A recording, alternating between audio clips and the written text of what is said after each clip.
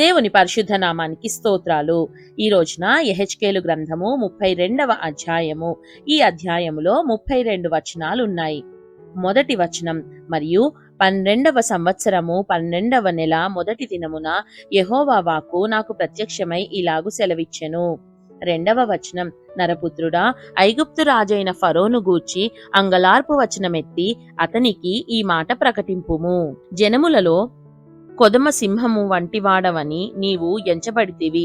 జలములలో మొసలి వంటి వాడవని నీ నదులలో రేగుచు నీ కాళ్లతో నీళ్లు కలియబెట్టితివి. వాటి వాగులను బురదగా చేసితివి. మూడవ వచనం, ప్రభువైన యెహోవా సెలవిచ్చినదేమనగా, గుంపులు గుంపులుగా జనములను సమకూర్చి నేను నా వలను నీ మీద వేయగా వారు నా వలలో చిక్కిన నిన్ను బయటికి లాగెదరు. నాలుగవ వచనం, నేను నిన్ను నేల పడవేసి తెరప నేల మీద పారవేసెదను.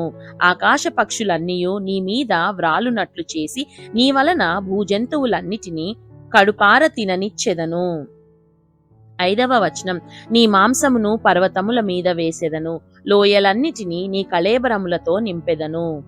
ఆరవ వచనం, మరియు భూమిని నీ రక్తధార చేత పర్వతముల వరకు నేను తడుపుదును, లోయలు నీతో నింపబడును.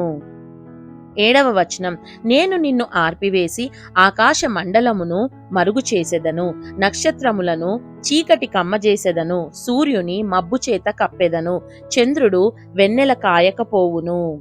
ఎనిమిదవ వచనం, నిన్ను బట్టి ఆకాశమందు ప్రకాశించు జ్యోతులకన్నిటికిని అంధకారము కమ్మజేసెదను, నీ దేశము మీద గాఢాంధకారము వ్యాపింపజేసెదను. ఇదే ప్రభువగు యెహోవా వాక్కు. తొమ్మిదవ వచనం, నీవు ఎరుగని దేశములలోనికి నేను నిన్ను వెళ్ళగొట్టి జనములలో నీకు సమూల ధ్వంసము కలుగజేసి బహుజనములకు కోపము పుట్టింతును. పదవ వచనం, నా ఖడ్గమును నేను వారి మీద ఝలిపించెదను, నిన్ను బట్టి చాలామంది జనులు కలవరించుదురు, వారి రాజులను నిన్ను బట్టి భీతులగుదురు. నీవు కూలు దినమున వారందరును ఎడతెగక ప్రాణభయము చేత వణుకుదురు. 11వ వచనం, ప్రభువైన యెహోవా సెలవిచ్చినదేమనగా, బబులోను రాజు ఖడ్గము నీ మీదికి వచ్చును. 12వ వచనం, శూరుల ఖడ్గముల చేత నేను నీ సైన్యమును కూల్చెదను, వారందరును జనములలో భయంకరులు. ఐగుప్తీయుల గర్వము నణిచివేయగా దాని సైన్యమంతయు లయమగును. 13వ వచనం, మరియు గొప్ప ప్రవాహముల దరినున్న పశువులన్నిటినీ నేను లయపరచెదను, నరుని కాలైనను పశువు కాలైనను వాటిని కదిలింపకయుండును. 14వ వచనం, అప్పుడు నేను వాటి నీళ్లు తొనకకుండా చేసి తైలము పారునట్లు వారి నదులను పారజేసెదను. ఇదే ప్రభువగు యెహోవా వాక్కు. 15వ వచనం, నేను ఐగుప్తు దేశమును పాడు చేసి అందులోని సమస్తమును నాశనము చేసి దాని నివాసులనందరినీ నిర్మూలము చేయగా నేను యెహోవానైయున్నానని వారు తెలిసికొందురు. 16వ వచనం, ఇది అంగలార్పు వచనము, వారు దానిని ఎత్తి పాడుదురు, అన్యజనుల కుమార్తెలు దానిని ఎత్తి పాడుదురు. ఐగుప్తును గూర్చియు అందులోని సమూహమును గూర్చియు ఆ వచనమెత్తి వారు పాడుదురు. ఇదే ప్రభువగు యెహోవా వాక్కు.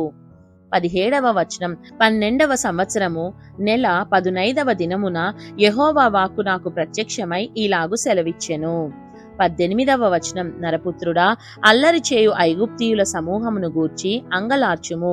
ప్రసిద్ధి నొందిన జనముల కుమార్తెలు భూమి క్రిందికి దిగిపోయినట్లు భూమి క్రిందికిని పాతాళమునకు పోయిన వారి యొద్దకును వారిని పడవేయుము.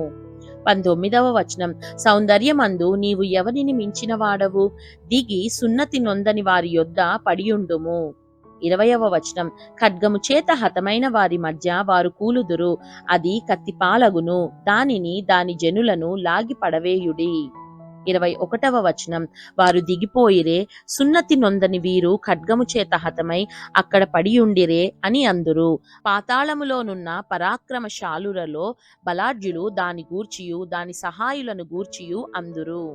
22వ వచనం, అష్షూరును దాని సమూహమంతయు అచ్చటనున్నవి, దాని చుట్టూను వారి సమాధులున్నవి, వారందరూ కత్తిపాలై చచ్చి ఉన్నారు.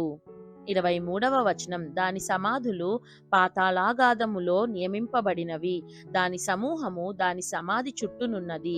వారందరూ సజీవుల లోకములో భయంకరులైన వారు, వారు కత్తిపాలై చచ్చిపడి ఉండిరి. 24వ వచనం, అక్కడ ఏలామును దాని సమూహమును సమాధి చుట్టూనున్నవి, అందరును కత్తిపాలై చచ్చిరి. వారు సజీవుల లోకములో భయంకరులైన వారు, వారు సున్నతి లేని వారై పాతాళములోనికి దిగిపోయిరి.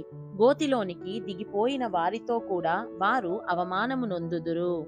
25వ వచనం, హతులైన వారి మధ్య దానికిని దాని సమూహమునకును పడకయొకటి ఏర్పడెను, దాని సమాధులు దాని చుట్టూనున్నవి. వారందరును సున్నతి లేని వారై హతులైరి. వారు సజీవుల లోకములో భయంకరులు గనుక గోతిలోనికి దిగిపోయిన వారితో కూడా వారును అవమానము నొందుదురు. హతులైన వారి మధ్య అది ఉంచబడును. 26వ వచనం, అక్కడ మెషెకును తూబాలును దాని సమూహమును ఉన్నవి, దాని సమాధులు దాని చుట్టూనున్నవి. వారందరూ సున్నతి లేనివారు, సజీవుల లోకములో వారు భయంకరులైరి గనుక వారు కత్తిపాలైరి. ఆయుధములను చేత పట్టుకొని పాతాళములోనికి దిగిపోయిరి. 27వ వచనం, అయితే వీరు సున్నతి లేని వారిలో పడిపోయిన శూరుల దగ్గర పండుకొనరు. వారు తమ యుద్ధాయుధములను చేత పట్టుకొని పాతాళంలోనికి దిగిపోయి తమ ఖడ్గములను తలల క్రింద ఉంచుకొని పండుకొందురు. వీరు సజీవుల లోకములో భయంకరులైరి గనుక వారి దోషము వారి ఎముకలకు తగిలెను. 28వ వచనం, నీవు సున్నతి లేని వారి మధ్య నాశనమై కత్తిపాలైన వారి యొద్ద పండుకొందువు. 29వ వచనం, అక్కడ ఏదోమును దాని రాజులను దాని అధిపతులందరూ ఉన్నారు. వారు పరాక్రమవంతులైనను కత్తిపాలైన వారి యొద్ద ఉంచబడిరి. సున్నతి లేని వారి యొద్దను పాతాళములోనికి దిగిపోయిన వారి యొద్దను వారును పండుకొనిరి. 30వ వచనం, అక్కడ ఉత్తర దేశపు అధిపతులందరూ సీదోనీయులందరూ హతమైన వారితో దిగిపోయి ఉన్నారు. వారు పరాక్రమవంతులై భయము పుట్టించినను అవమానము నొందియున్నారు. సున్నతి లేని వారై కత్తిపాలైన వారి మధ్య పండుకొని ఉన్నారు. గోతిలోనికి దిగిపోయిన వారితో పాటు వారును అవమానము నొందుదురు. 31వ వచనం, కత్తిపాలైన ఫరోయు అతని వారందరును వారిని చూచి తమ సమూహమంతటిని గూర్చి ఓదార్పు తెచ్చుకొందురు. ఇదే ప్రభువగు యెహోవా వాక్కు. 32వ వచనం, సజీవుల లోకములో అతని చేత భయము పుట్టించి తిని గనుక ఫరోయు అతని వారందరును కత్తిపాలైన వారి యొద్ద సున్నతి లేని వారితో కూడా పండుకొందురు. ఇదే ప్రభువగు యెహోవా వాక్కు. దేవుడు చదవబడిన పరిశుద్ధ వాక్యాన్ని మనందరి వినికిడిలో దీవించి మనల్ని ఆశీర్వదించునుగాక. ఆమేన్.